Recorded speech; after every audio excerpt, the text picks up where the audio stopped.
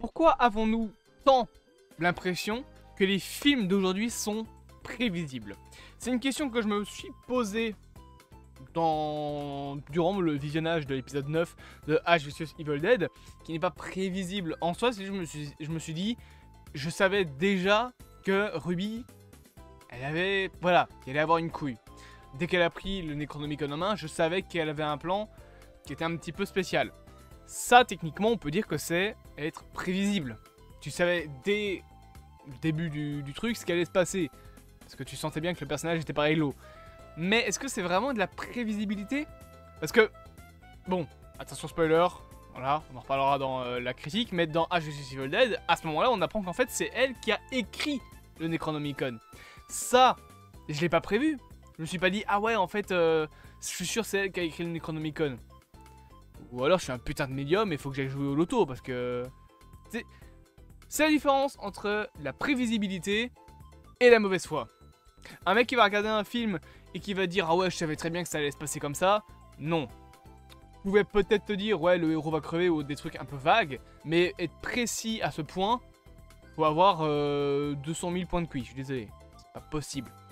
Ou alors c'est rare, faut vraiment avoir de la chance. Mais... les films d'horreur, par exemple, et les films en général, sont-ils prévisibles? Et surtout, qu'est-ce qui fait qu'un film est prévisible? Est-ce que les films sont prévisibles? La réponse à cette question est oui et non. Il y a certains films qui le sont, d'autres qui le sont pas. Ça dépend, on va dire, de la qualité du scénario. Il y a des films qui seront plus intéressants en termes de scénario que d'autres, des films qui seront mieux écrits, et mieux un film est écrit, moins il sera prévisible. Mais la prévisibilité, ça fait aussi partie d'un truc qui définit même le cinéma en général.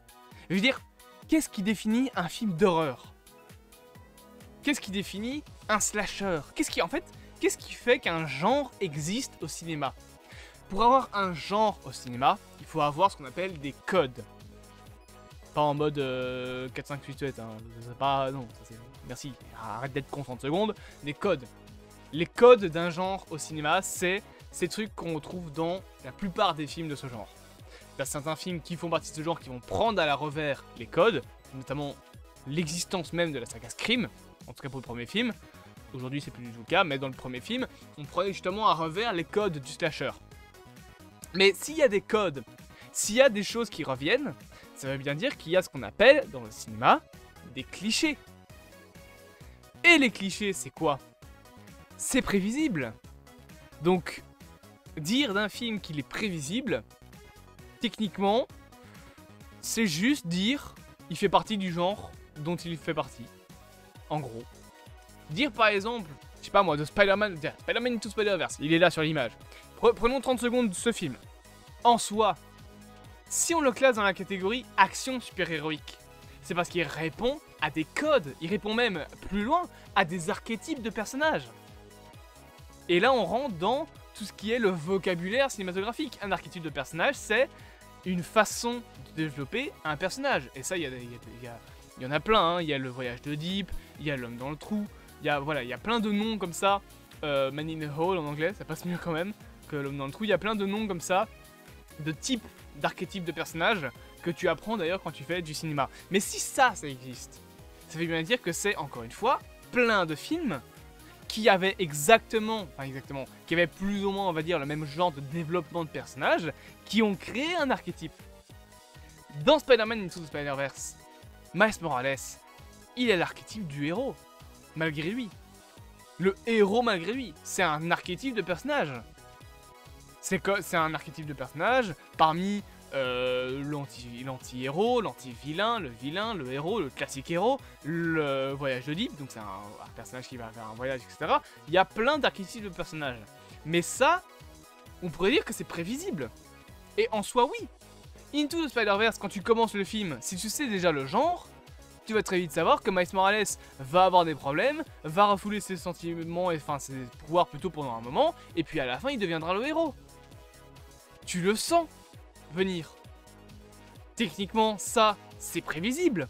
Mais est-ce qu'on dit qu'Into the Spider-Verse c'est prévisible? Non. Tout le monde se tue à dire « Waouh, ce film est original, etc. » Oui, il est très bon. Mais techniquement, il est prévisible ce film du coup. Donc qu'est-ce qui fait vraiment la prévisibilité d'un film? Je sais pas si c'est français, mais qu'est-ce qui fait qu'un film est, comme on le dit en anglais, predictable? Magnifique accent. Pour moi, c'est pas le scénario même. Je veux dire, oui, merci, ça fait 300 ans qu'on écrit des histoires, même voire plus. Ça fait depuis les débuts de l'humanité que l'homme crée des histoires. Au bout d'un moment, des archétypes de personnages, on a tout fait. Les personnages vont se ressembler, il y a des personnages qui sont différents. C'est d'ailleurs pour ça que dans les slashers, il y a toujours les clichés de la petite prude qui va survivre à la fin du film, le beau gosse qui va potentiellement être le tueur, la bimbo, je vais appeler ça comme ça parce que c'est comme ça qu'on appelait ça avant, qui va coucher avec son mec et qui va crever dans le film. Ça, c'était comme ça dans beaucoup de films des années 80. À chaque fois, tu as ce genre de personnage. D'ailleurs, tu as maintenant sur internet une liste de clichés dont il faut éviter. C'est une liste qui s'appelle Top 10 des trucs que tu dois pas faire dans un film d'horreur. Et il y a notamment F-sex, donc coucher avec quelqu'un. Si tu couches avec quelqu'un dans un film d'horreur, tu crèves. Surtout si t'es dans un slasher. Encore plus si t'es dans un vendredi 13. Alors là, par contre, c'est faire une croix sur ta tombe. Mais ce genre de choses, c'est prévisible. Les clichés, c'est de la prévisibilité quand même. Pourtant, des clichés dans les films, mais il y en a mais partout techniquement. Dans les films de super-héros, les films de comédie, les films d'horreur, les films d'action. Je veux dire, c'est devenu un cliché de savoir que The Rock, quand il est dans un film, même s'il n'est pas la putain de tête d'affiche, il va pas crever. Je pense que ça va être marqué en petit caractère sous le contrat avec The Rock. Son personnage ne meurt jamais. Citez-moi un film avec Dwayne Johnson où son personnage est mort. Cherchez pas, il y en a pas. Même dans Rampage, j'y arrive pas. Et autre cliché de The Rock, il fait toujours qu'il ait la chemise en mode hyper small, on dirait il prend du truc S. Mais en fait, quand on regarde, la prévisibilité, c'est plutôt gérer la qualité du scénario. Parce que tous ces clichés, tous ces trucs de manque d'originalité, vous allez vous y confronter. Clairement. Surtout que, de nos jours, comme c'est dit sur cette image précisément, les studios préfèrent la jouer safe. Playing it safe en anglais. La jouer safe. Ce qui veut dire faire un scénario où les gens vont être l'impression d'être dans des terrains connus. Foutre quelqu'un dans un terrain inconnu où il ne peut pas avoir de repères, ça lui fait perdre des pédales. Tu mets un humain sans aucun repère dans ton film, ou en tout cas avec peu de repères, tu vas le dérouter. Dérouter quelqu'un, c'est bien. Ça permet de le prendre par surprise. Après, il faut pas trop être déroutant non plus. Déroutant, pas dégoûtant. Si t'es trop déroutant, tu perds ton spectateur. Faut jauger. Mais oui, les scénaristes de gros films préfèrent la jouer safe. Et c'est ce qui fait qu'aujourd'hui, les films sont prévisibles. La plupart des films qu'on regarde, sauf si vous êtes un Jean-Kévin, que vous avez 45 ans et que vous voulez vous inventer une vie à dire que vous regardez que des films d'auteur, qui ont été récompensés au Festival de Cannes, ta gueule. Vraiment. C'est les gens qui sont comme ça, ta gueule. Va regarder dans ce thriller psychologique écrit par Jean-Kévin, je sais pas quoi, qui a été récompensé au Festival d'Annecy, et lâche-moi les bournes. La plupart des gens regardent des blockbusters. Merci. Ça n'empêche pas de regarder des films d'auteur. Mais le prochain qui vient me dire « Oui, alors moi, les blockbusters, vous savez... »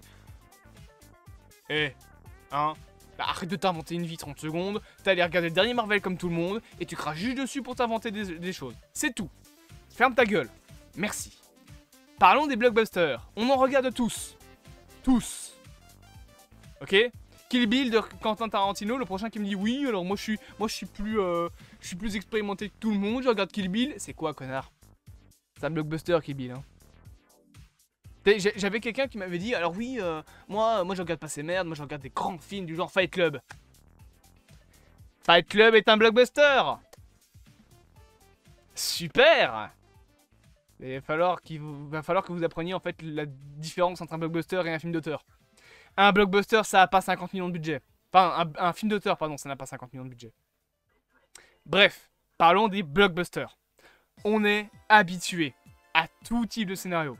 Les blockbusters se ressemblent tous de nos jours. C'est d'ailleurs pour ça que je déteste Avatar 2. Avatar 2, c'est de la poussière aux yeux. Le film est magnifique, même s'il se permet de tricher. C'est même dingue, genre par exemple, vous voyez le plan où tu vois un navire resserrer une selle d'un animal. En fait, ce plan, c'est pas des effets spéciaux. C'est un mec avec de la peinture sur fond vert et c'est pour ça que l'eau est si réaliste. Et ces connards ont déposé un brevet en VFX pour ça. Alors que c'est des effets pratiques. Ils ont triché. Sur un film à 500 millions de dollars, ils ont réussi à tricher.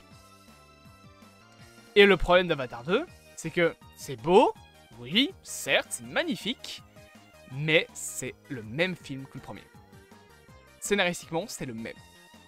Et encore, c'est le même avec plus de défauts. Parce qu'il y a plus de personnages. Il y a 4 gosses, il n'y en a qu'une seule qui est importante. T'aurais pu prendre les 4 gosses, en faire qu'un seul, ça aurait été beaucoup plus simple. Et Spike, on le dégage, il sert à rien. Spike, il est juste là à la fin du film pour être un élément pour Quidditch, c'est tout. Le reste du temps, Spike ne sert à rien. Avatar 2, c'est le même film que le 1, mais qui se rajoute plus de pierres dans les dents. Et c'est le problème des blockbusters. On veut toujours faire plus gros, toujours faire plus grand, mais au fur et à mesure, on en devient prévisible et peu original. Je veux dire, je sais très bien que dans Captain America, le prochain film Captain America, ils vont pas tuer Captain America, parce qu'ils l'ont pas préparé. Et ça aussi, c'est un autre problème du scénario, c'est que on se dit toujours, oui, faut préparer les choses. Alors c'est vrai, au cinéma, il faut préparer les choses. Tu peux pas faire venir quelque chose de nulle part. Mais le problème de faire préparer les choses, c'est que du coup, tu rentres dans les clichés. Parce que la préparation, eh ben, tout le monde fait ça de la même manière. Et on peut pas blâmer les scénaristes pour ça, je veux dire, j'ai les cheveux qui partent en couille. C'est comme ça que sont écrits les scénarios, c'est les codes d'un scénario. Tout doit être préparé. Mais du coup, bah oui, quand un personnage va crever, tu le vois venir, la plupart du temps. Justement, il y en a certains qui arrivent à être original et à casser ces codes. Et je pense que de temps en temps, il faudrait que les studios se bougent un peu plus le cul pour casser ces codes et prendre à revers le spectateur. Il serait beaucoup plus sympa d'avoir un film qui te prend un peu moins par la main et avoir un film qui ose faire des choses. Qui ose te dire, tu t'attends à ça? Bah nique ta mère, je vais faire autre chose. C'est d'ailleurs ça que j'aime bien dans Multiverse of Madness.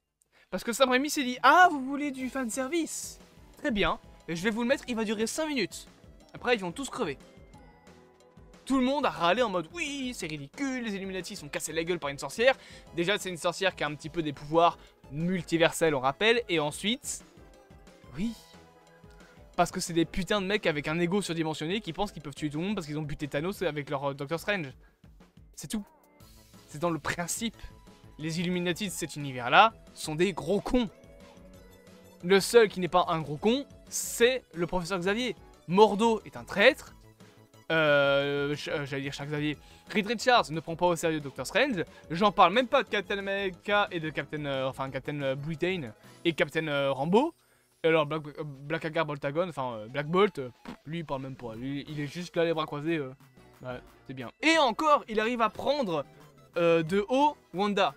Quand t'as Reed qui lui dit ouais Black Bolt il pourrait vous détruire dans ce mot de la bouche, tu connais, il est là genre t'es une merde.